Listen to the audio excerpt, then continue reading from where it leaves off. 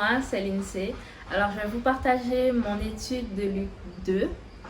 Voilà, je vais vous dire quel est le verset Réma qui m'a touchée et pourquoi. Alors, le verset Réma qui m'a touchée, c'est Luc chapitre 2 au verset 34. Siméon les bénit et dit à Marie, sa mère, sache-le, cet enfant est destiné à être pour beaucoup en Israël une occasion de chute ou de relèvement. Il sera un signe qui suscitera la contradiction. Alors, l'explication de ce réma, pourquoi ce réma me parle personnellement, c'est parce qu'en venant à Jésus, je considère qu'il m'a enlevé de l'ombre, il m'a sorti de l'ombre, il m'a ramené vers la lumière.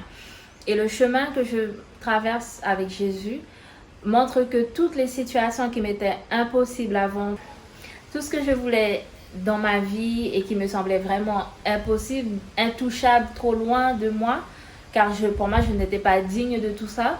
Et la marche que je fais avec Jésus aujourd'hui me montre que tout est impossible, me montre qu'il est le début et la fin de toutes choses et qu'avec lui, c'est vraiment une renaissance.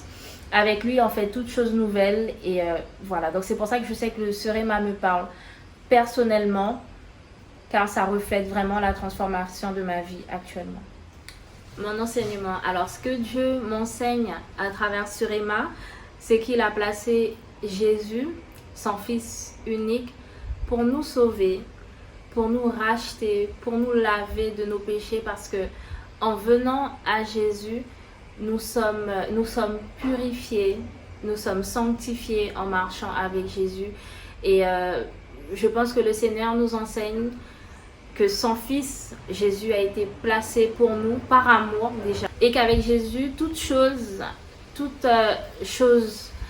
œuvre morte prend fin. Car il est dit dans le réma que Jésus a été placé pour amener la chute et le relèvement de beaucoup en Israël. Ça veut dire que toute forme d'injustice, tout homme qui s'élève de trop sans la gloire de Dieu va être abaissé et que Jésus est justement là pour faire justice, pour apporter sa paix. Lorsqu'il est dit dans le réma que Jésus sera à l'origine du relèvement de beaucoup aussi en Israël, c'est pour toutes ces personnes dans l'ombre, pour toutes ces personnes qui sont vulnérables, qui sont dans cette injustice-là et qui sont malheureux, qui vivent des choses pas faciles. Eh bien, Jésus a été placé là justement pour les relever. Ces personnes qui ont été longtemps abaissées, qui ont été longtemps humiliées, Jésus a été placé justement pour relever ces personnes-là, qu'ils aient une autre estime d'eux-mêmes et qu'ils puissent aujourd'hui courir avec cette parole et savoir qu'avec Jésus, tout concourt à notre bien et que nous pouvons aller là où nous voulons, du moins tant que ça rentre dans la volonté de Dieu. Nous pouvons avoir la victoire sur toute épreuve. Et Jésus, c'est le Rédempteur. Jésus nous donne la vie éternelle. Et c'est lui qui solutionne. Avec Jésus, nous avons toutes choses faciles. Et le Seigneur l'a fait par amour pour nous. Donc, il nous a confié, il nous a donné son Fils unique. Et lorsqu'il est dit aussi dans le réma que Jésus provoquera la contradiction de beaucoup de choses, ça veut dire que souvent on se dit, mais on ne sera pas capable, ou ça ne peut pas être fait, ou je n'ai pas suffisamment de bagages, de nécessaire pour pouvoir prétendre à des choses nouvelles, pour pouvoir prétendre à des choses merveilleuses, comme dans le royaume de Dieu. Eh bien, Jésus apporte cette contradiction pour dire que c'est lui qui fait sa volonté, c'est lui qui donne, c'est lui qui prend, c'est lui qui enlève, c'est lui il est le début et la fin, et c'est pour cela qu'il est dit dans le réma qu'il provoquera toute contradiction. La condamnation qu'on a pu avoir sur notre vie, eh bien Jésus a été placé là justement pour révoquer toute condamnation et pour faire cette contradiction là dans la vie de tout le monde.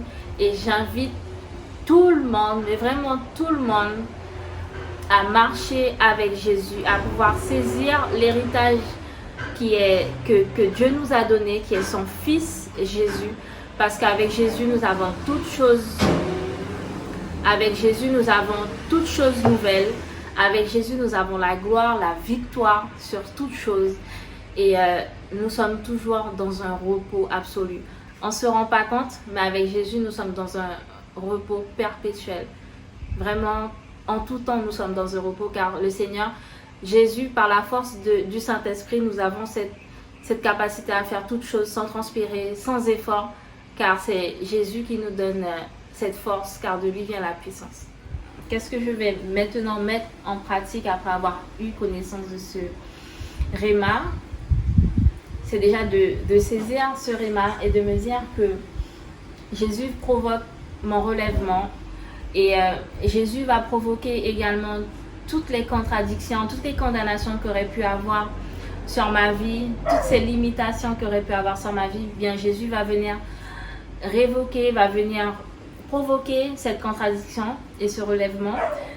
Du coup, je vais persévérer toujours dans cette marche avec Jésus, persévérer toujours avec la parole de Dieu, préserver ma relation avec Dieu à travers la prière, continuer à persévérer dans la parole afin que la parole de Dieu puisse m'enrichir, me guider sur ce chemin, afin que je puisse toujours être dans la volonté de Dieu et vraiment persévérer et garder ce réma dans mon cœur et me dire qu'avec Jésus, il y a toutes choses nouvelles et avec Jésus, il y a la transformation et c'est lui qui nous construit, c'est lui qui bâtit la vie, la famille.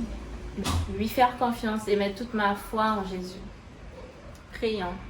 Seigneur Jésus, je te remercie pour cette parole. Je te remercie pour ce message que tu me permets de partager, Père. Pour l'opportunité que tu me donnes de te prier, pour élever ton nom, Seigneur Jésus.